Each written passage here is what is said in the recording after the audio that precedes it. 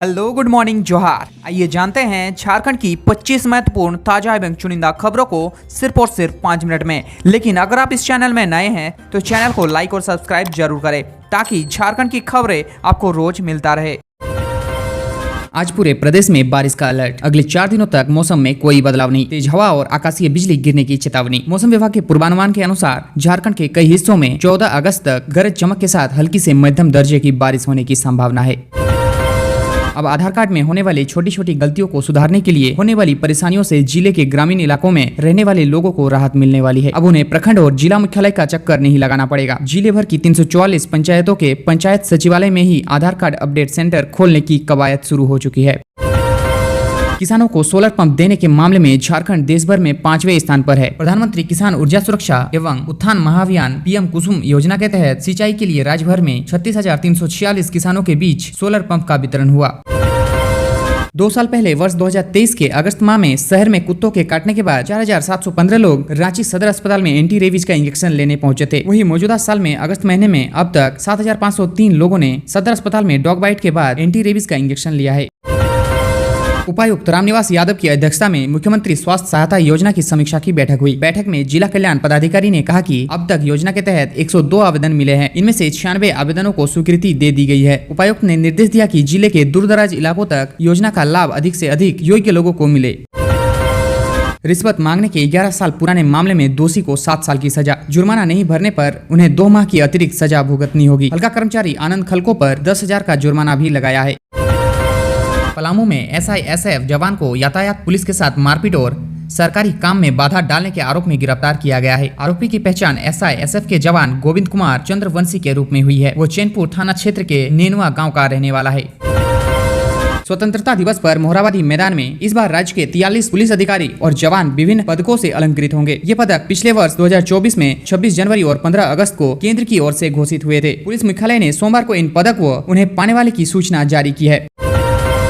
अवैध हथियार रखने और जमीन पर अवैध कब्जा कर कारोबार करने के मामले में जेल में बंद अपराधी संदीप थापा की ओर से दाखिल जमानत याचिका पर सोमवार को अपर न्यायुक्त शैलेंद्र कुमार की अदालत में सुनवाई हुई। दोनों पक्षों की दलीलें सुनने के पश्चात अदालत ने आदेश सुरक्षित रख लिया।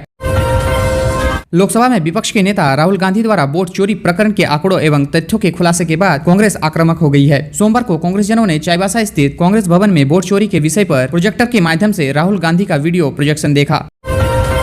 झारखंड के राज्यपाल संतोष कुमार गंगवार इस वर्ष स्वतंत्रता दिवस पर रांची के मोहराबादी मैदान में आयोजित राजकीय समारोह में ध्वजारोहण करेंगे। राज्यपाल ने राज्य सरकार के प्रस्ताव को स्वीकृति दे दी है। दिसोम गुरु शिबू सोरेन के सम्मान में स्वतंत्रता दिवस पर इस बार राजभवन में एट होम कार्यक्रम नहीं होगा। परंपरा के अनुसार हर वर्ष स्वतंत्रता दिवस पर राज्यपाल उपराजधानी दुमका में ध्वजारोहण करते थे। सुरेश्वर महादेव मंदिर से तिरंगा यात्रा बजरंग दल महानगर संयोजक विक्रम साहू के नेतृत्व में निकाली गई। इस दौरान 1000 मीटर लंबा राष्ट्रीय ध्वज निकाला गया। साथ ही छत्रपति संभाजी महाराज के बलिदान की झांकी प्रदर्शित की गई। गुमला जिले के डुमरी थाना क्षेत्र के सिरमी ग्राम में सुबह एक महिला पर जंगली भालू ने हमला कर दिया। इस मामले में महिला के सिर की चमड़ी उखड़ गई, उनकी बाईं आंख उलट गई और गले व कान में गंभीर चोटें आईं। आपको बता दें कि रास्ता सुनसान और झाड़ियों से घिरा हुआ था। वही भालू ने झाड़ियों से निकलकर पीछे से हमला कर दिया। महिला के पास बचने का कोई मौका नहीं था। हालांकि चीख सुनकर खेत में काम कर रहे लोगों ने उसकी जान बचाई। झारखंड के ग्रामीण विकास एवं पंचायती राज मंत्री दीपिका पांडे सिंह से झारखंड कांग्रेस के कार्यकारी अध्यक्ष सह पूर्व मंत्री बंधु तिर्की ने मुलाकात की। उन्होंने पैसा कानून को लेकर तैयार प्रारूप में आवश्यक संशोधन से संबंधित सुझाव के लिए दस्तावेज सौंपा। बंधु तिर्की ने कहा कि झारखंड जैसे प्रदेश में पैसा कानून का प्रभावशाली तरीके से लागू होना जरूरी है।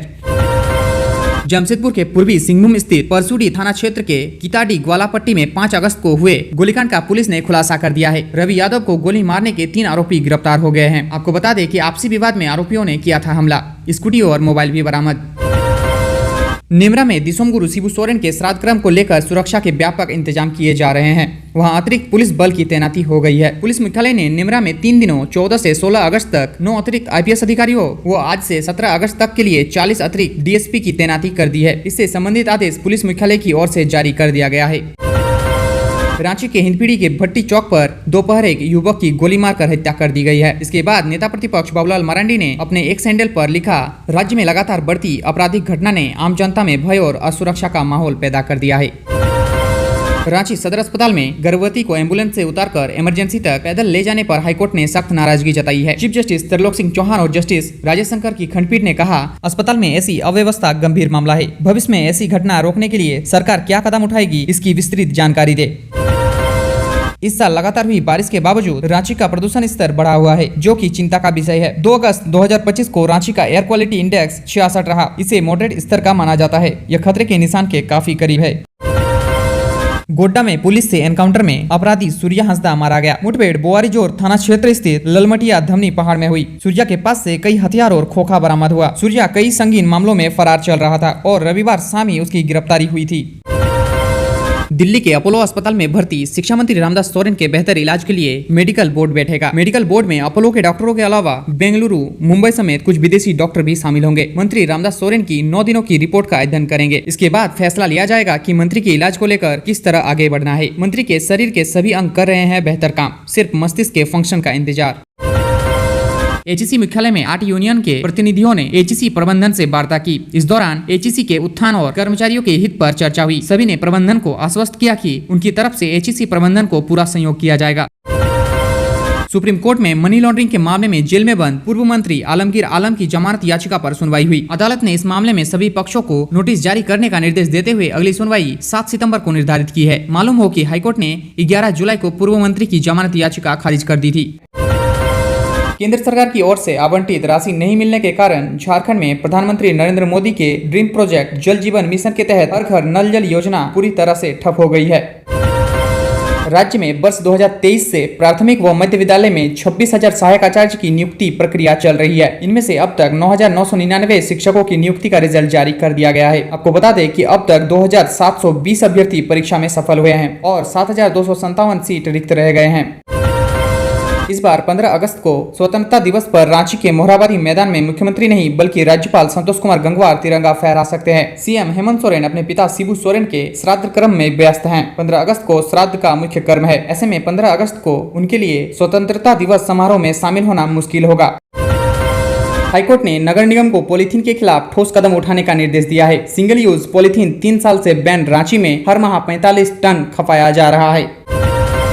भाजपा के प्रदेश अध्यक्ष बाबूलाल मरांडी ने कहा कि वो जल्द ही इस बारे में खुलासा करेंगे कि कैसे राज्य के एक वरिष्ठ पुलिस अधिकारी ने असम के मुख्यमंत्री हिमंता बिस्वा शर्मा को साजिश के तहत फंसाने का प्रयास किया था। बाबूलाल मरांडी ने दावा किया है कि उक्त पुलिस अधिकारी ने पिछले साल झारखंड विधानसभा चुनाव के दौरान दिल्ली और गुवाहाटी की यात्रा करने के लिए किसी को पैसे दिए थे। चांडिल रेलवे स्टेशन से करीब 200 मीटर दूर पितकी उगडी के पास देर रात करीब 3 बजे 2 मालगाड़ियों के बीच टक्कर हो गई। इसके बाद दोनों ट्रेनों के 21 डिब्बे बेपटरी हो गए। टक्कर इतनी भीषण थी कि वहां से गुजरने वाले तीनों रेलवे लाइन क्षतिग्रस्त हो गई।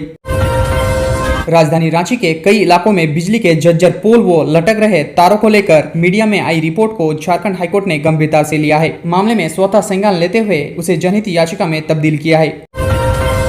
दिल्ली के अपोलो अस्पताल में भर्ती शिक्षा मंत्री रामदास सोरेन की स्थिति 8 दिनों के बाद भी गंभीर बनी हुई है। ब्रेन में अब भी हलचल नहीं है। हालांकि किडनी, हार्ट और लिवर समेत सभी अंग बेहतर तरीके से काम कर रहे हैं। चतरा में टीएसपीसी का उग्रवादी हुआ गिरफ्तार, भारी मात्रा में हथियार बरामद। झारखंड हाईकोर्ट में 12 अगस्त को चाईबासा में हो रही होमगार्ड बहाली के विरुद्ध दाखिल याचिका पर सुनवाई होगी। हाईकोर्ट ने झारखंड होमगार्ड वेलफेयर एसोसिएशन के प्रदेश महासचिव राजीव कुमार तिवारी की याचिका को सूचीबद्ध करते हुए सुनवाई की तिथि तय की है। राज्य सरकार से जमीन नहीं मिलने से नहीं बन पा रहा ईडी कार्यालय, जब्त भवन में ही चल रहा है ऑफिस।